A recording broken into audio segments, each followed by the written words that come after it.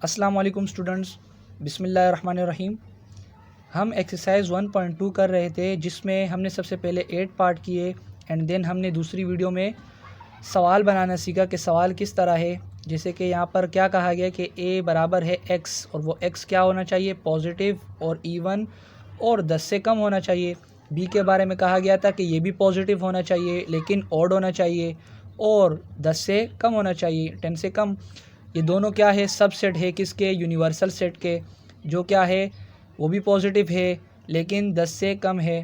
अब उसके बारे में नहीं बताया गया कि ये इवन है या ऑड, तो हमने सवाल एज इट इज़ बना दिया था और उसका पहला पार्ट भी हम कर चुके थे यानी 9वां पार्ट। अब 10वें पार्ट की बारी आती है।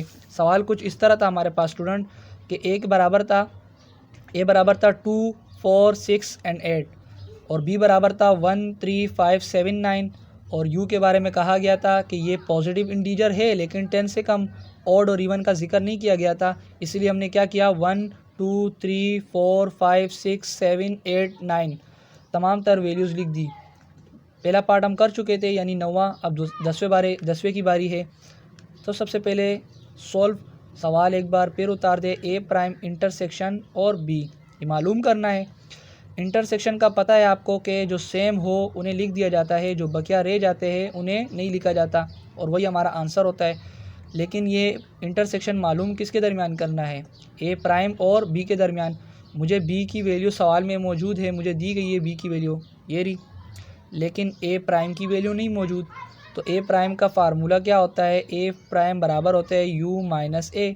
अगर बी प्राइम होता तो यू माइनस बी, अगर सी प्राइम होता तो यू माइनस सी। बड़ा सिंपल है। तो यू माइनस ए बराबर आ जाएगा, यू की वैल्यू क्या है हमारे पास 1, 2, 3, 4, 5, 6, 7, 8 एंड 9। दरमियान में क्या मौजूद है, डिफरेंस यानी माइनस। और देन ए की वैल्यू क्या है मेरे पास 2, 4, 6, 8। अब स्टूडेंट्स डिफरेंस मालूम करना है किसके दरमियान, यू और ए के दरमियान। तो सबसे पहले आपने क्या कर देना है, जो सेम हो उसे काट देना है। 2 यहाँ भी है, यहाँ भी है, 4 यहाँ भी है, यहाँ भी है, 6 यहाँ भी है, यहाँ भी है, 8 यहाँ भी है, यहाँ भी है। अब डिफरेंस का मतलब क्या होता है, जो सेम है उसे नहीं लिखो बल्कि जो रह जाएंगे वही मेरा क्या हो जाएगा, आंसर। लेकिन याद रहे जो रह जाए ना, लेकिन कौन से एलिमेंट की वैल्यूज़, जो पहली एलिमेंट हो। 1 रह गया यहाँ से और 3 रह गया, 5, 7 एंड 9। इसमें से तो कुछ नहीं बचा, सिर्फ इसकी वैल्यू ही लिखनी है। अगर बच भी जाए इसमें से तो भी नहीं लिखना इसका आंसर नहीं होगा, वरना रॉन्ग हो जाएगा। अब मुझे ए प्राइम का आंसर पता है, बी की वैल्यू मेरे पास है, मालूम कर सकता हूँ ना इंटरसेक्शन। ए प्राइम और बी के दरमियान का इंटरसेक्शन मालूम करना था। ए प्राइम का आंसर आ चुका है 1, 3, 5, 7, 9 और इंटरसेक्शन का साइन आ जाएगा बीच में। बी की वैल्यू क्या है मेरे पास 1, ये रही, 3, 5, 7 एंड 9 ये सवाल में मौजूद थी। अब इंटरसेक्शन का मतलब क्या होता है, जो सेम है उसे लिख दिया जाता है। लेकिन याद रहे मैं पेंसिल का इस्तेमाल बार बार इसलिए कर रहा हूँ ताकि मुझे जब आगे बहुत बड़े बड़े सवालात आएंगे, डिमॉर्गन्स लॉ और कम्यूटेटिव प्रॉपर्टियाँ, तो उसमें मुझे क्या हो जाएगी, कन्फ्यूज़न हो जाएगी थोड़ी बहुत, और मैं कुछ वैल्यूज़ अगर ना लिख जाऊँ, भूल जाऊँ, तो मेरा आंसर रॉन्ग हो सकता है। इसलिए मैं पेंसिल का इस्तेमाल करता हूँ।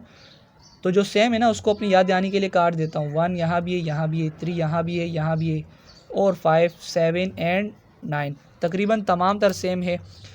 तो इंटरसेक्शन का मतलब क्या होता है कि जो सेम हो दोनों एलिमेंट्स के दरमियान उसे लिख दिया जाता है। तो सेम जो थे वो क्या है 1, 3, 5, 7, 9 तकरीबन सारे ही सेम थे। तो यही मेरा क्या हो जाएगा, आंसर हो जाएगा। मैं इंटरसेक्शन मालूम कर चुका हूँ ए प्राइम और बी के दरमियान। अब अगर आपकी आंसर के पास जाएं यानी आंसर की देखें तो वहाँ पर 10वां पार्ट हम कर रहे थे और उसका आंसर यहाँ पर क्या शो कर रहे हैं, बी। लेकिन यहाँ पर देखो ये बी, वो वाला बी शो नहीं कर रहा, ये सिंपल बी नहीं, ये बी कैपिटल वर्ड में लिखा गया है और ये बी शो कर रहा है कि आंसर क्या आएगा, जो बी की वैल्यू है क्या है 1, 3, 5, 7, 9 और मेरे पास आंसर भी वही है 1, 3, 5, 7, 9। यानी बी का जो आंसर होगा ना, सॉरी जो बी की जो वैल्यू होगी वही मेरा क्या हो जाएगा, आंसर। और वही आया है तो इसका मतलब आंसर क्या हुआ मेरा, सेम हुआ। बच्चे कंफ्यूज हो जाते हैं, बच्चे ये समझते हैं कि आंसर क्या आना है, बी आना है।